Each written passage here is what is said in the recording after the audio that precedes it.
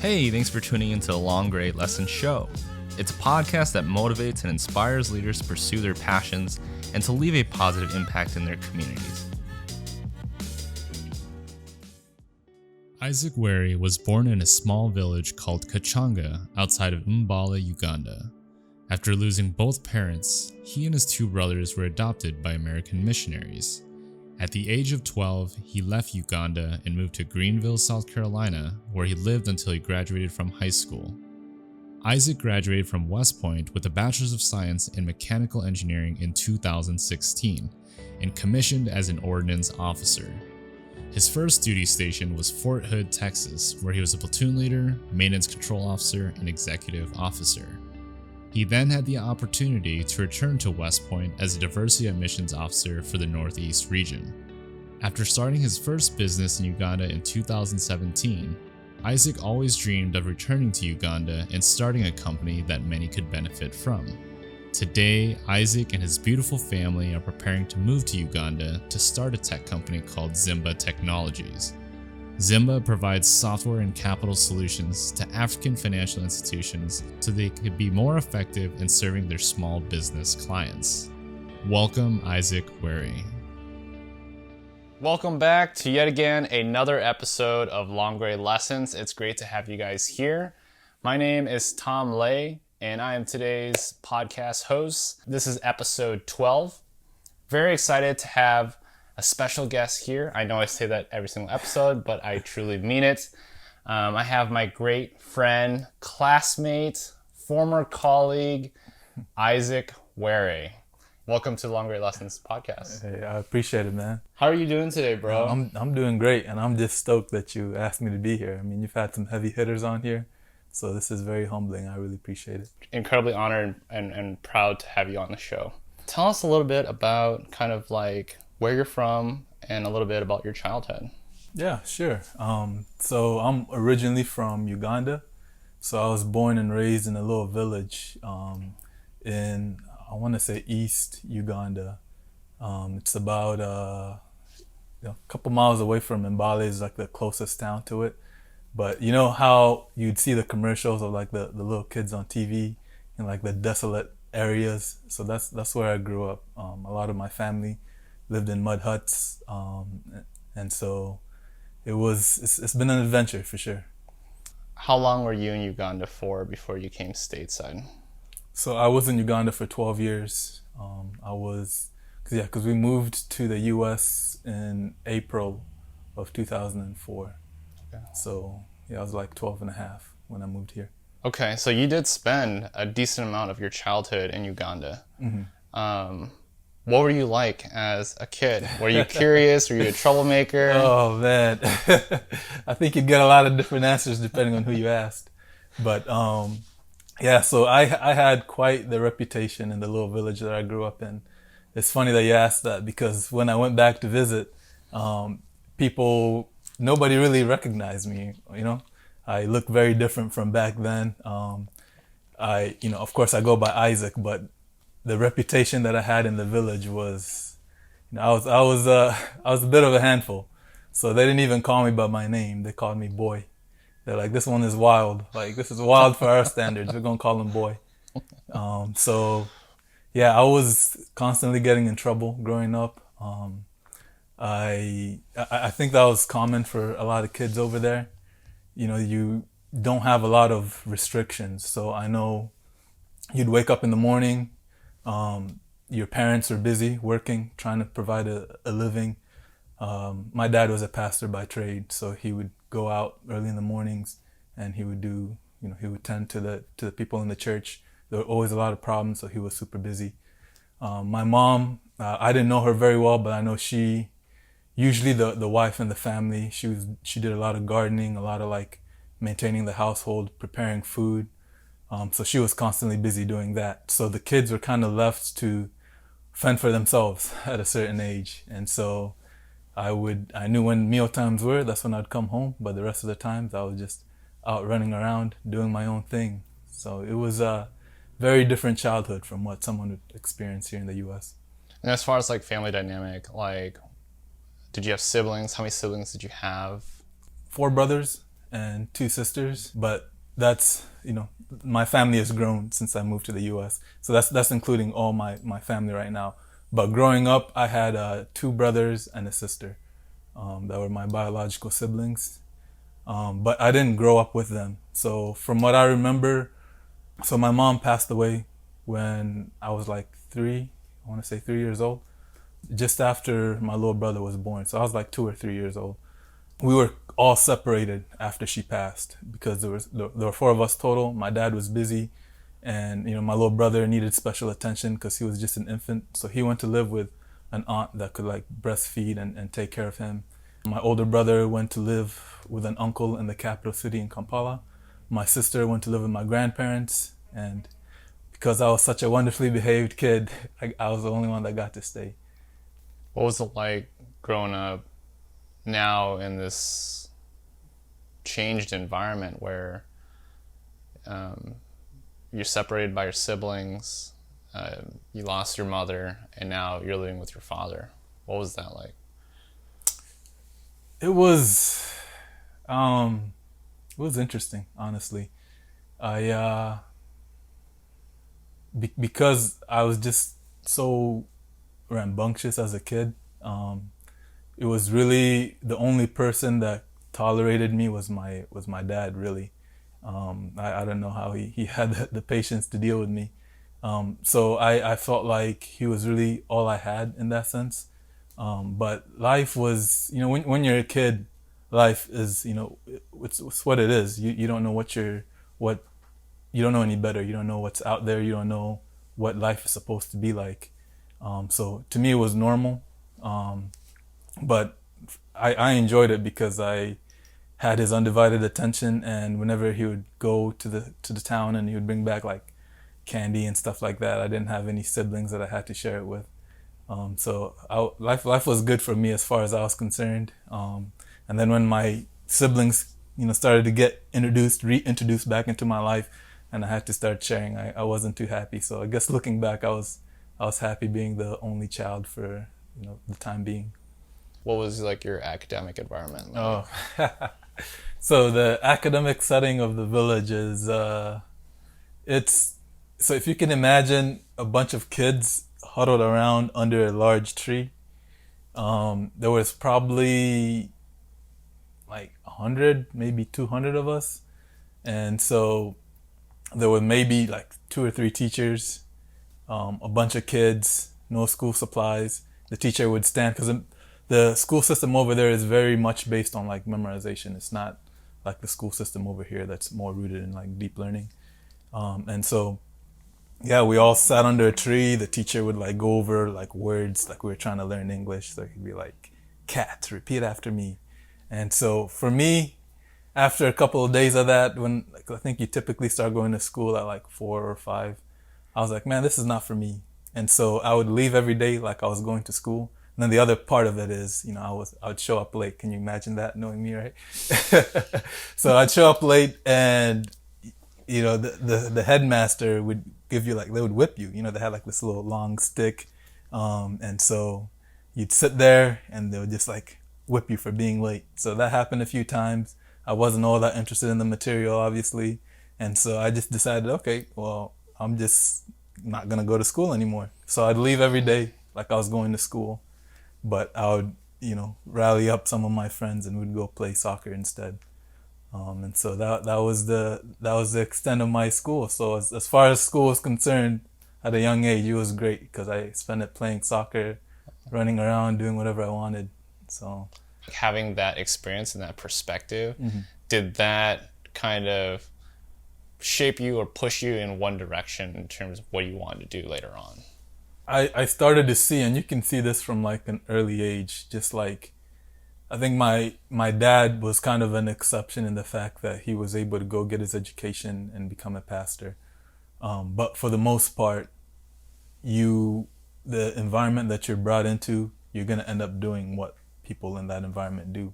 So we were farmers by trade, mostly rice farmers, corn, stuff like that.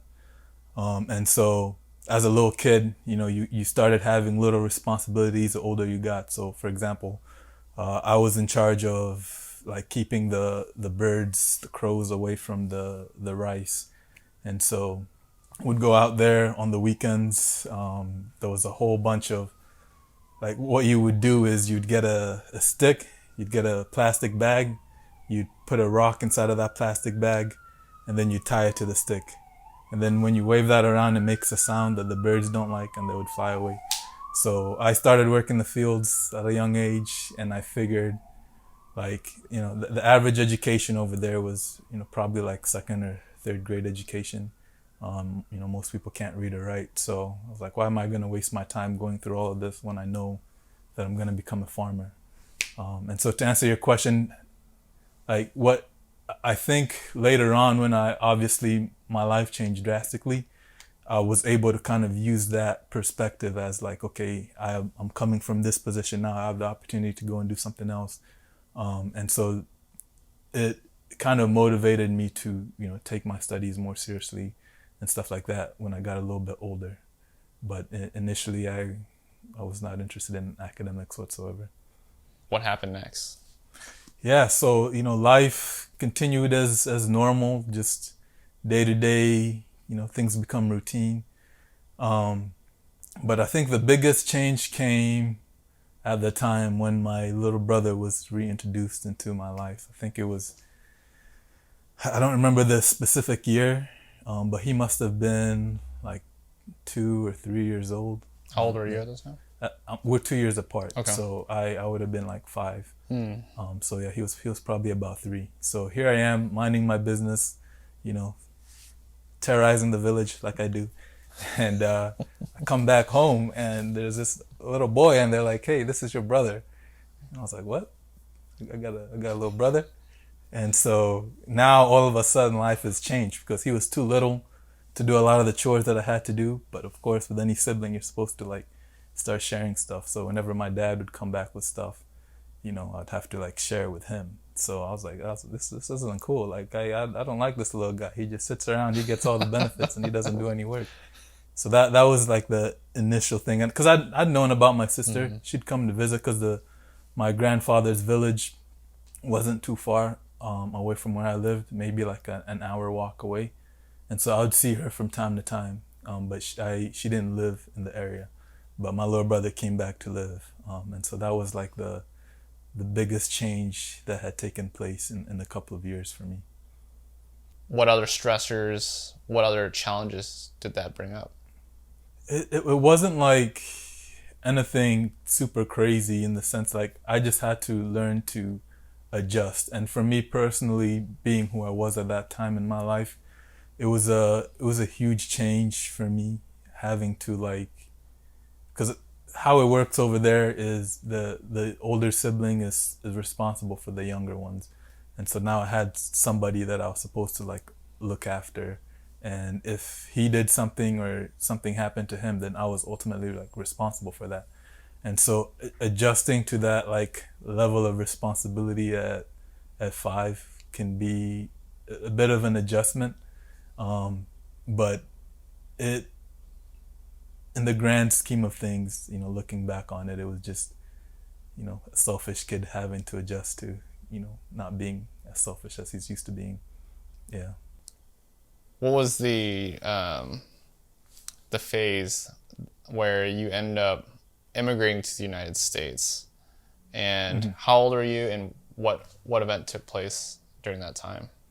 So a couple of years after my little brother had moved back home, my dad got really sick, and he passed away a couple of years later. So it was in 98 that he passed. So I was maybe, it was around the time that I turned 7, you know, maybe a couple weeks after I turned 7. And so after he passed away, his, you know, dying request to that same missionary that I described earlier was just make sure that my kids are taken care of. And so he decided to adopt myself and my brothers. And then there was another missionary family that adopted my sister, or that started the adoption process for my sister. And so when I was 7, I moved in with my new parents. And yeah, so and life was a huge change at that point, because we went from a village, with no modern form of technology, electricity, plumbing, any of that stuff. Really, the most advanced piece of machinery that I was used to seeing on a regular basis was like a bicycle. We'd see cars from time to time, and the missionaries would come and see us. And so kind of moving into that new lifestyle was a huge change. But fast forward some time, so we lived with my parents, my new parents now at that point, for 5 years, because the adoption process takes or at that time it took a long time. And then from there, my dad had the opportunity to move to the U.S. to teach at a seminary in South Carolina. And so that's when we made the transition from living in Uganda to moving to the U.S.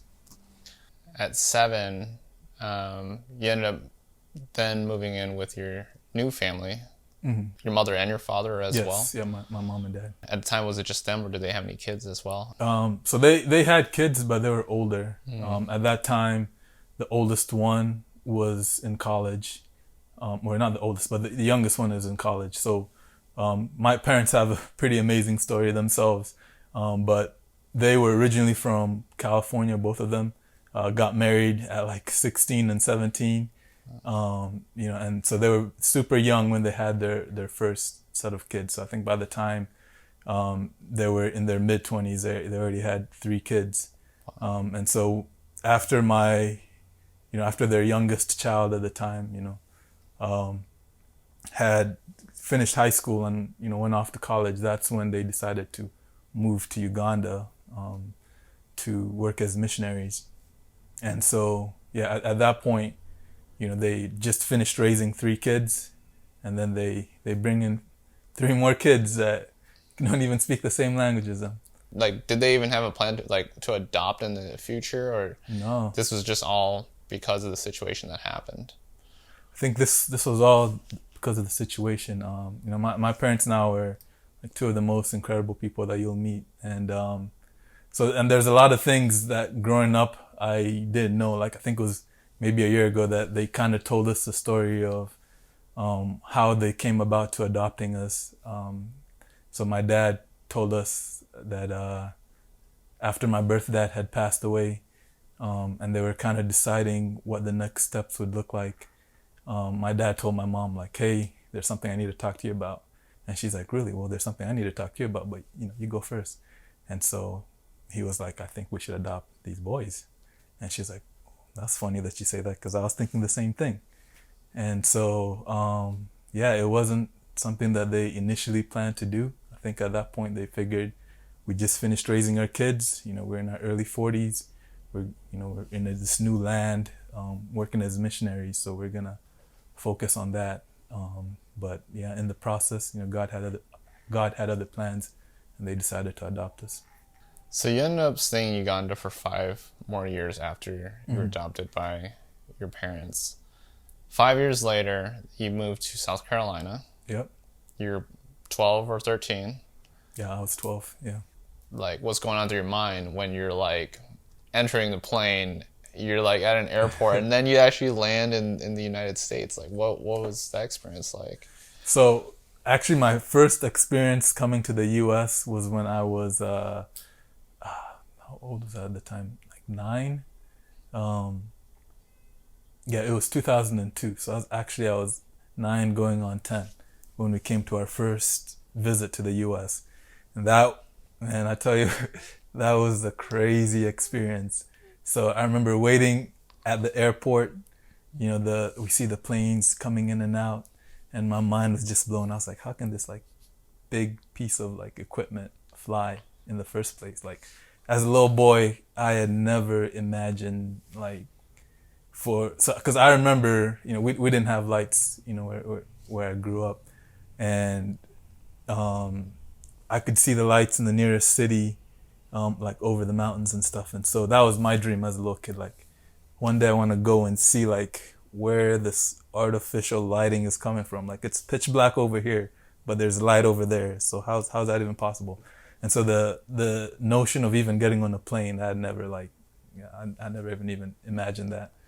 And so, yeah, just watching those planes come in and out was crazy. Then we all get onto the plane and it takes off and we're looking out the window and we're just like, just mind is blown. And we landed in JFK of all places, right? Wow. So, one of the largest airports in one of the biggest cities. And, I think a lot of people in Africa view the US as like New York City. So at this point I was like, wow, this is everything that like I've seen on television. And so, yeah, we landed in JFK. We had some family come and pick us up. So I think it was, I actually remember exactly who it was. It was my brother, Toby, my parents' like second child. His parents, or his wife's parents, came to pick us up. And they had an apartment in Long Island. So they pick us up from JFK. We're making the drive. Of course, the traffic is backed up, but we don't care. We'd never seen so many cars in our lives. Like, this is wild. The buildings just going, skyscrapers. Never seen that before. So, yeah, my first experience, and I'm sure it was the same experience for my brothers, was just like out of this world. I remember you telling me that you had an experience going to a buffet.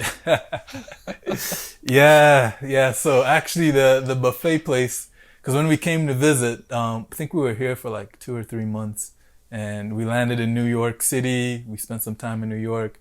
We went and spent some time in Fayetteville, because my brother was stationed over there, and then we also spent some time in Texas and California as well. But when we went to Texas, that's where my dad's father lived. So my grandfather on my dad's side, he took us to Cece's. And just that notion of all you can eat was very foreign to us. And so I remember my brothers and I probably each had 20 slices of pizza. And my dad kept saying, you don't have to like keep eating all of this food. Like, you pay once and you can go back, because that's what it was. Like, my older brother, we paid for it and they're like, you can grab as much food as you want. All right. So we like stacked our plates all the way up, and then they're like trying to explain to us, you can go back as many times as you want. So, get like 2 or 3 slices like a normal person, and then go back and get more. And so we just kept going back and back and back. And I was like, man, America is great. Like, you can eat all the food you want after paying for once, or after paying one time. And the same thing with the refills for sodas. So we always took advantage of all the you can eat places, even like up until now. Whenever we go to the you can eat buffets, there was a place, after we lived in South Carolina, that would go to a Chinese place. Every time we'd go there, they'd see us, and we'd go there regularly. They were just like, oh, here we go. We're not making any money off of these guys. Yeah, so it was a lot of fun. It was an adventure for sure. You ended up coming here visiting for a few months. Mm-hmm. You went back to Uganda, and then eventually, a few years later, the adoption process was finally complete. Mm-hmm. You're now stateside. You're living in South Carolina. How was it adapting to, I guess, just American life?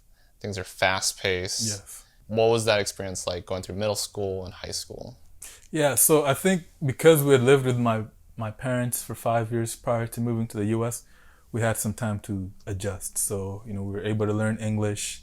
They put us in school immediately, because at that point, I think when I started going to school, I was 7 years old in like kindergarten, and I had to repeat it because it just took a while for me to like get used to the concept of like going to class and staying in class. Because I'd get up in the middle of class, leave, and my teacher's like, where did Isaac go?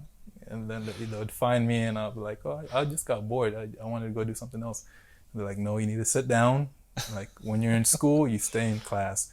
And so it just took a little while to kind of adjust to that. But, thankfully we had some other missionaries that were there, that were teachers, and they were able to, give us tutoring and all of that stuff. So, we were able to catch up for the most part. But it was it was a bit of an adjustment initially, but I think because of those 5 years that we had to adjust to the American style of teaching and the curriculum that's taught in the U.S., when we got to the States, though it was still an adjustment, it wasn't as big of like a culture shock. And so we went to, my parents wanted to put us in in a private school. And so the school that we went to was very small. And then I think that setting was also helpful because, it wasn't as like the social pressures and stuff like that weren't there because there weren't that many people over there. And then the teachers could also give you more like one-on-one time to kind of adjust to some of the new things. So I think now looking back, I think that was very helpful in the adjustment to the U.S. school system. So how did West Point come up? So I never would have, like if you had asked me when I was applying to schools that I'd go to West Point, I would have said no 100 times. My brother Toby taught at West Point when I was, I forget the exact years that he was there, but when I was in high school, he was teaching here at West Point. And so would come to visit. He had like 3 kids at the time. So, got to go see the nephews. So I would see the cadets because he lived on post. So I'd see the cadets walking around, focused, doing their stuff. And I was like, man, that looks miserable. And so my priorities in terms of college were I wanted to have fun. My parents are great. They were awesome, but, they were strict. They were strict parents. And so my main priorities were, really where can I go to have the most fun? I think that was priority number 1 and 2 at that point in time. Sure. When I was looking at schools. So I'd applied to a couple different schools. Clemson was my main option at the time. I knew I wanted to do engineering. I knew West Point had a good engineering program. And, they ranked like number 1 or 2 best looking girls. So I was like, this is perfect. I put the initial deposit and everything down. But my mom, she comes up to me one day and she's like, there's a school that I really think you should apply to.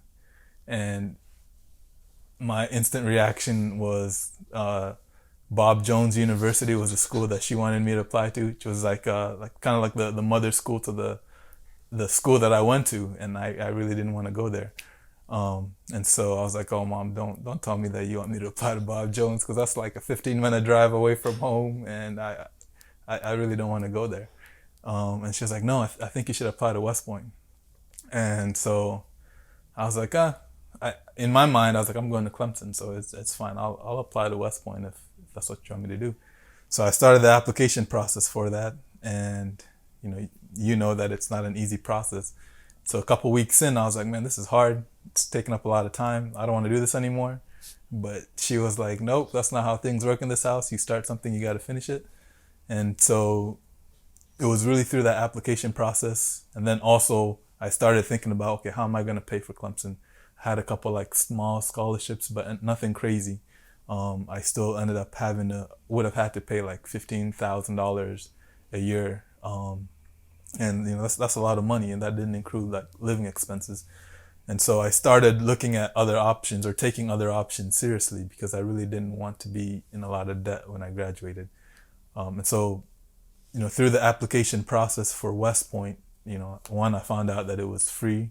I started doing more research. I found out that this is actually a really good school to go to. And so then shortly after that, West Point went from like very bottom of my list to top of my list, even over Clemson. So much so that I didn't get in the first year. I was stuck on the waiting list.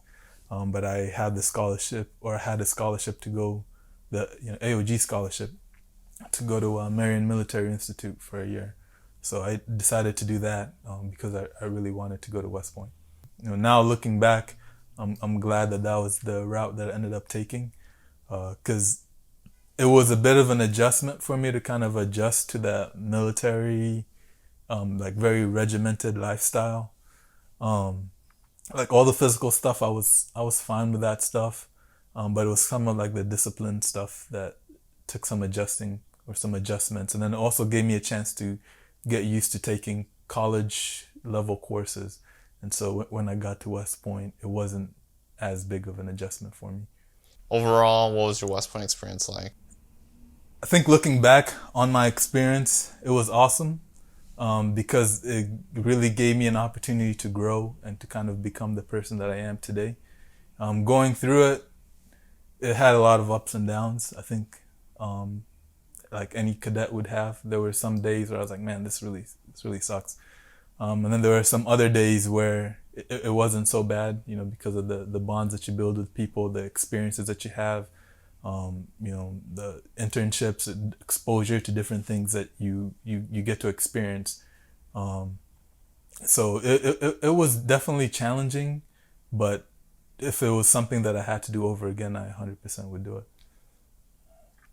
So you finished West Point, incredible achievement. Commissioned, what did you end up branching and what did you end up posting?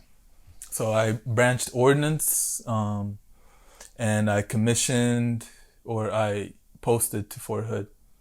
I was a maintenance platoon leader. That was my first job, and it was a bit different from what I expected, because West Point prepares you for, it's really heavy base on like combat arms, infantry tactics and stuff like that, light infantry.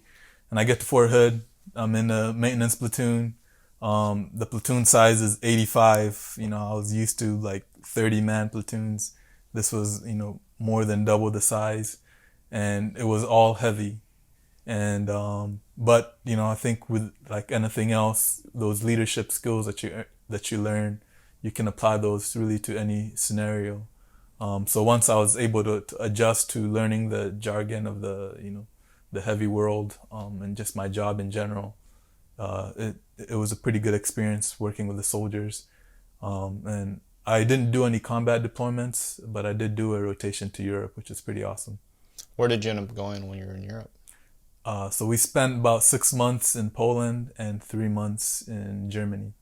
But because it wasn't combat deployment, on the weekends, or like the long 4-day weekends, we were able to travel. So I spent some time in Switzerland, Austria, some time in the UK.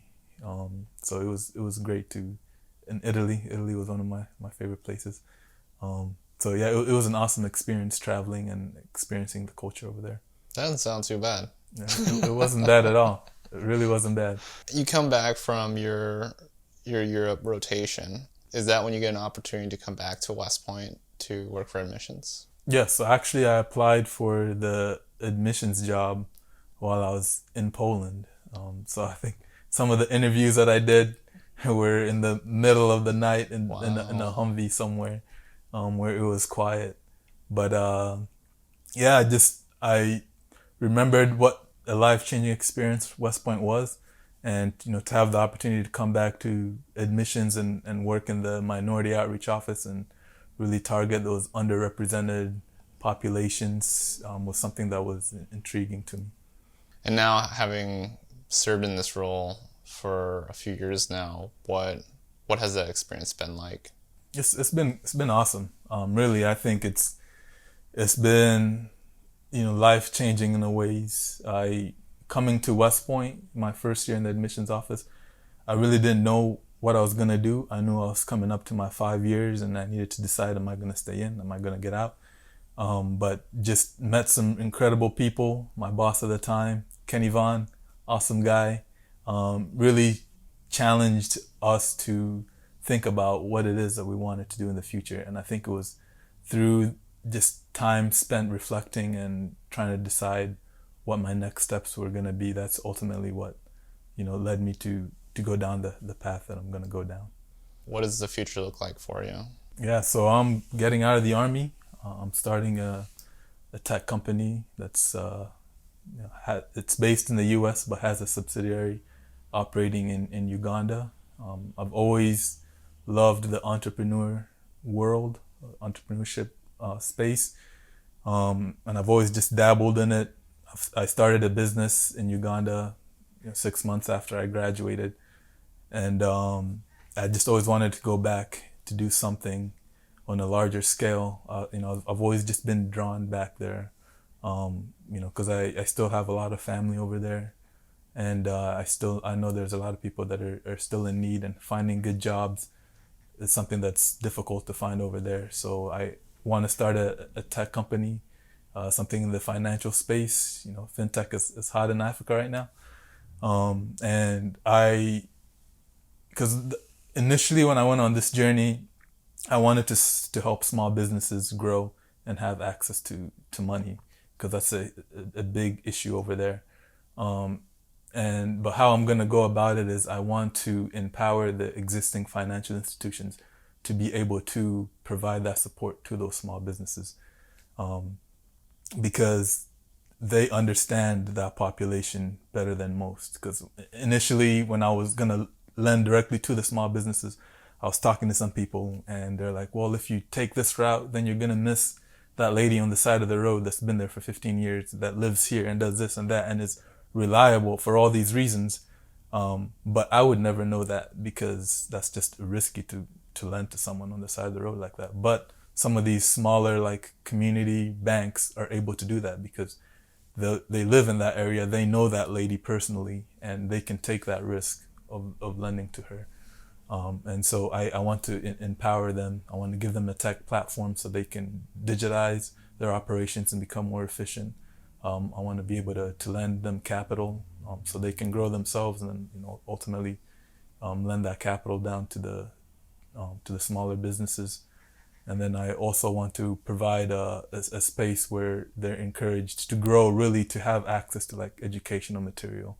Because that was one of the big needs. Was if you as an individual over there wanted to start something like a financial institution, there's really no place to begin. You go to like the ones they're going to be, like, okay, we don't really want to tell you our secrets because you're going to be a competitor and all of this. And so for them to have that space to be able to get all the resources that they need to be efficient, and then for the existing financial institutions to kind of, be able to take from all the other lessons learned from the different financial institutions, and it can be a win-win for everyone, because there's definitely no shortage of customers. It really just shows like how big of your heart is, and just thinking about other people, and continue to give back, not only to your country here, but also to your country there too, mm-hmm. right? You served your country in the United States, and then you continue to give back to your people in Uganda. When you look back at your life and things that you've accomplished and where you got to and what you've achieved, starting as a little boy in Uganda in a mm-hmm. small village with, like you said, like not consistent running water or electricity, or even electricity at all. What comes to mind when you kind of reflect on that? So I just know that I've been like super blessed. I think really you could say I won the lottery in a lot of ways, because that's just not something that happens on a regular basis. And so, yeah, just reflecting on my life and all the opportunities that I've been given and all the blessings that I've received, I think I owe it to myself to go back and try to kind of share those blessings with the people who haven't, been as blessed as I have. And so yeah, that's what I ultimately want to do, and I at least want to try, even if it isn't successful, which I think it will be successful, but even if it isn't, I'll know that I at least tried. I ask this question on every single episode, and every person that I bring on the show is like, what is your definition of success, and do you believe you've reached it? Oh, that's a great question. So I think family is super important. So I have a beautiful wife and two beautiful daughters. And so from a family perspective, I think success is being able to, take care of your family. It's being able to, raise your children and instill values that are important.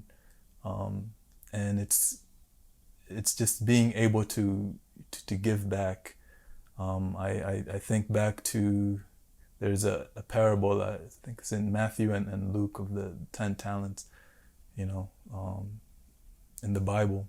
There was a man that left his estate to the people below him, and when he comes back, he asks them, okay, what have you done with all of this stuff, all this property that I've left you? And I want to be able to be that person that's like, okay, I took all of these things and I multiplied it by 10. I didn't just sit on it and use it for my own good. I used it for the benefit of not just myself, but also for other people as well. Any last words for our viewers today?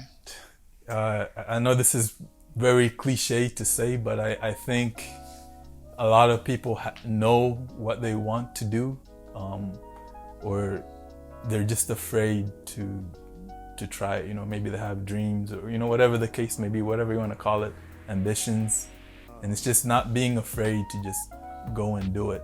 And I think that's the hardest step in a lot of things, is just taking that first step.